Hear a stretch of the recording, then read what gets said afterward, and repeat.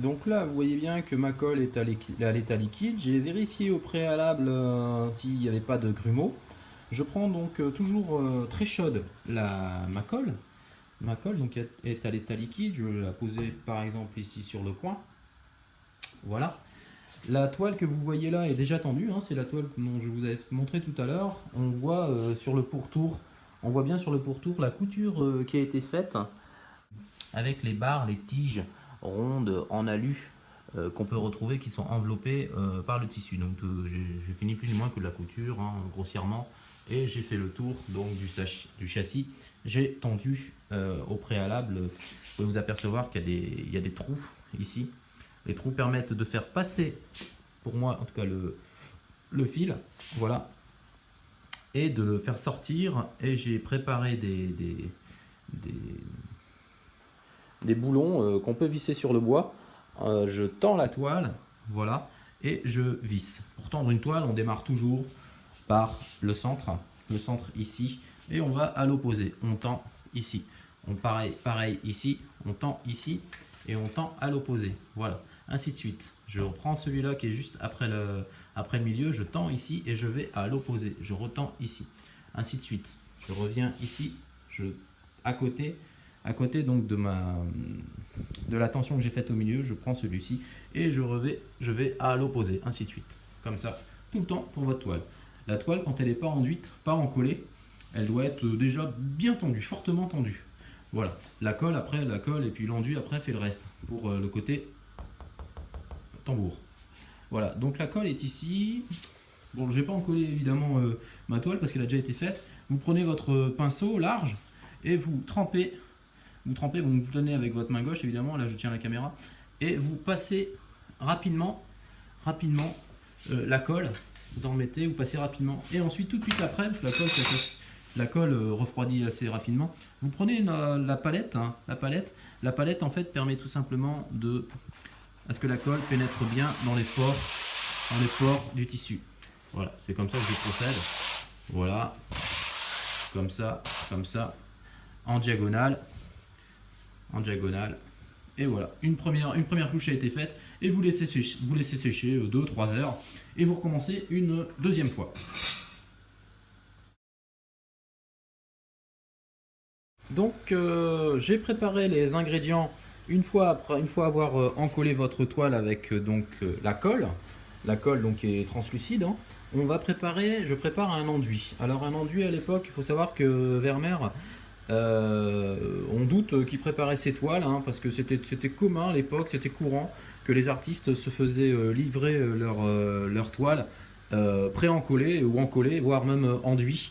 Voilà, donc on n'a aucune source, de toute façon on n'a aucun écrit sur la pratique d'atelier de Vermeer. On sait qu'il se fournissait, certains peintres de Delft, ou même beaucoup, même se fournissaient auprès d'artisans qui préparaient donc les toiles encollées. Pour preuve, dans l'inventaire de Vermeer en 1676, on a retrouvé déjà 10 toiles pré-encollées. Encollées. Donc, sachant que Vermeer peignait 2-3 toiles par an, il y a quand même un gros doute sur le fait qu'il prépare à l'avance 10 toiles pour pouvoir peindre ces toiles. Il semble qu'il les achetait toutes faites. Les analyses ont été faites, des études ont été faites sur la préparation des toiles, sur quelques tableaux, via les catalogues d'exposition, où des analyses ont révélé que Vermeer utilisait pour la préparation de ses toiles, ou moins ces toiles étaient préparées de cette manière, avec du blanc de plomb. Bon là c'est pas du blanc de plomb, c'est du blanc de Meudon, blanc d'Espagne. Voilà, du blanc de plomb, ça se vend plus en France en poudre. Je vais m'en procurer prochainement d'ailleurs. Donc ça fera office de craie. Il y avait de la craie. Et le blanc que vous voyez là, c'est du blanc de titane, je crois. Oui, titane, qui lui est censé être du blanc de plomb, normalement. Il y avait un peu d'ombre, hein, d'ombre naturelle. Voilà, d'ombre naturelle dans la préparation, très peu. Le plus souvent de l'ocre rouge et de l'ocre jaune dans les toiles, et un peu de noir d'os, noir calciné. Là c'est un noir d'ivoire. Nous allons utiliser d'abord du blanc de plomb, enfin, pour l'instant de la craie, on va considérer que ça c'est de la craie. Normalement on y met 30 grammes pour 100 grammes. Donc sachant qu'on j'avais fait 10% tout à l'heure, là vous mettez ça dedans, tout simplement. Et nous prenons une fourchette et nous tournons pour mélanger. Voilà. Voilà. Alors mon malaxeur, tout à l'heure, je vous avais présenté le malaxeur. Le malaxeur, ça sert à ça, hein, tout simplement, hein, à faire en sorte que les grumeaux soient bien éparpillés dans l'eau. Voilà, pour permettre d'avoir un bon encollage, une bonne texture. Voilà, donc on nettoie toujours son pinceau, sa fourchette. Ensuite, une fois que c'est blanc, Vermeer utilisé, donc je vous l'ai dit, un petit peu de terre. Alors, il faut vraiment mettre un petit peu, hein, moi j'en mets un petit peu. Et après, j'avance comme ça à tâtons pour mesurer le degré, la tonalité de mon enduit.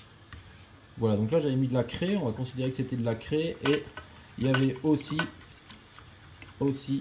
du blanc de plomb. Blanc de plomb, on va considérer que ça c'est du blanc de plomb, de la céruse. Voilà, on va faire comme ci. Ensuite, il y avait un petit peu de noir pour ramener le côté grisâtre de la chose. Voilà, et un tout petit peu de terre d'ombre. Voilà. Voilà. Et on mélange. Il va voir que la couleur va se former. J'ai peut-être mis un petit peu trop de noir, encore que non, ça a l'air d'aller.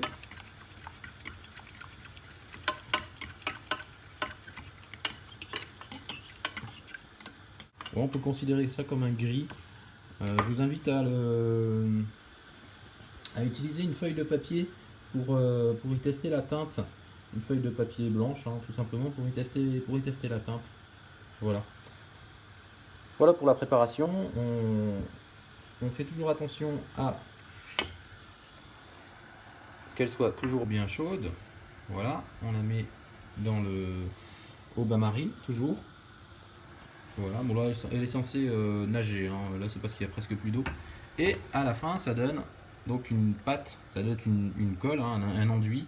C'est pas une pâte, hein, surtout pas une pâte, mais c'est un enduit qui permet donc de enduire donc sa toile. Et le résultat, vous l'avez devant les yeux, c'est une toile pour ma part qui a été enduite 3 fois ou 2 fois. 2 fois.